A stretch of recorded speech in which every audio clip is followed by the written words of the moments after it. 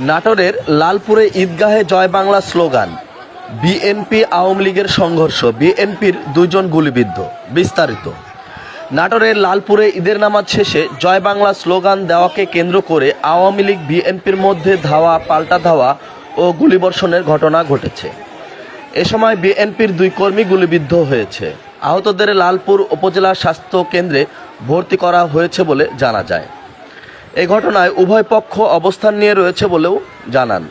পরিস্থিতি নিয়ন্ত্রণে কাজ করছে পুলিশ ও সেনাবাহিনী। রবিবার দুপুরে লালপুর উপজেলার রামকৃষ্ণপুর এলাকায় এই ঘটনা ঘটে। প্রত্যক্ষদর্শীরা জানান, ঈদের নামাজ শেষে আওয়ামী লীগ, যুবলীগ ও ছাত্রলীগের কর্মীরা জয় বাংলা স্লোগান দেয়।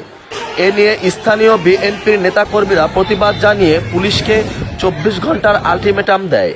পরে আওয়ামী লীগের নেতাকর্মীরা একত্রিত হয়ে রামকৃষ্ণপুর এলাকায় বিএনপির নেতাকর্মীদের ওপর হামলা করলে উভয় দলের মধ্যে ধাওয়া পাল্টা ধাওয়া ও ইটপাটকেল নিক্ষেপ ও গুলিবর্ষণের ঘটনা ঘটে। এতে বিএনপির 2 কর্মী গুলিবিদ্ধ হয়। গুলিবিদ্ধ 2 জনকে লালপুর উপজেলা স্বাস্থ্য কমপ্লেক্সে ভর্তি করা হয়েছে। পরে খবর পেয়ে পুলিশ ও সেনাবাহিনী ঘটনাস্থলে পৌঁছেছে পরিস্থিতি নিয়ন্ত্রণে। ডেস্ক রিপোর্ট, সজাগ নিউজ।